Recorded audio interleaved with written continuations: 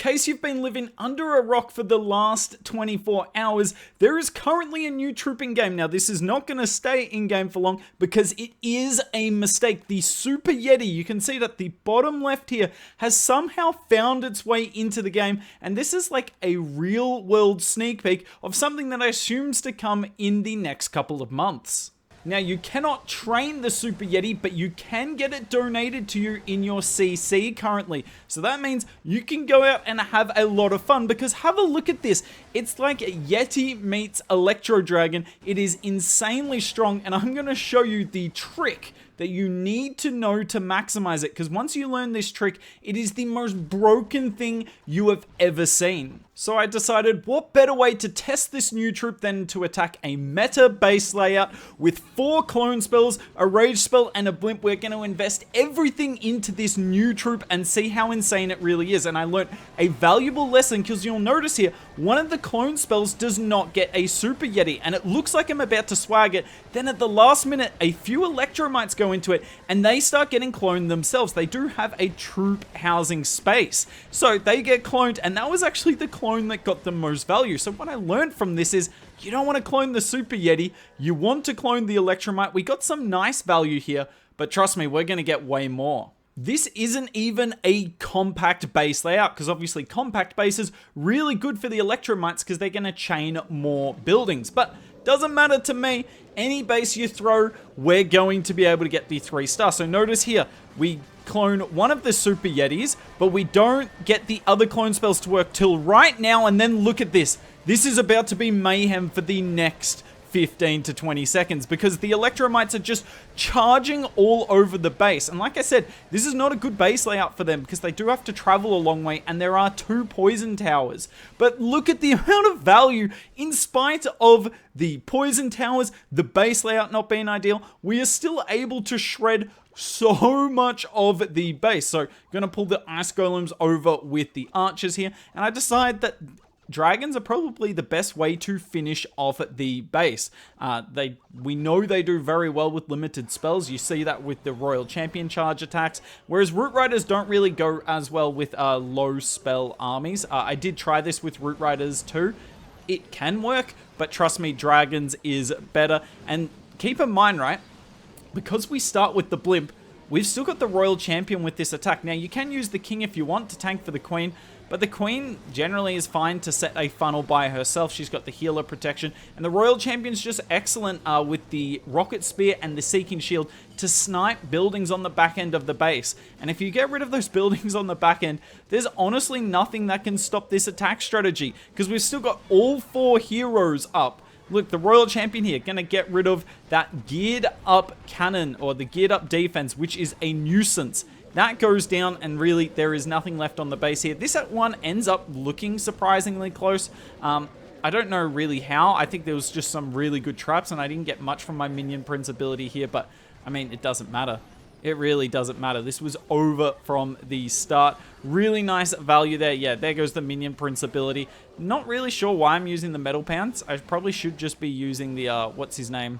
I probably should be using the Henchman Puppet, or the Noble Iron if you want. I'm not even necessarily maximizing this army. Who said you have to maximize the army when you've got the Super Yeti, which is ridiculously broken?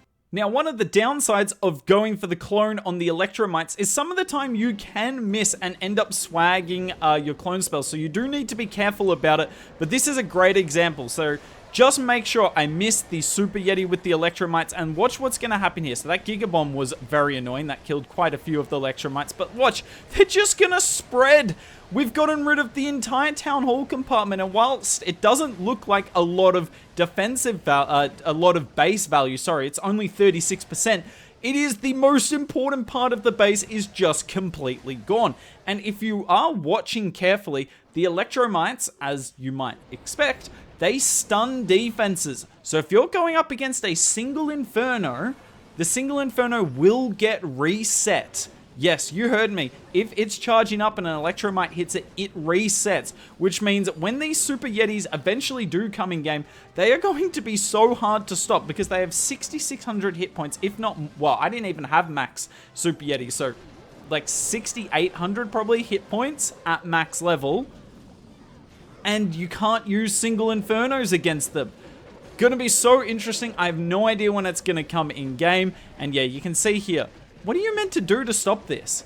Genuinely, what are you meant to do? This is like Super Archer Clone on steroids. And don't get me wrong, if you don't want to take the risk of going for the Electromites only, I get that.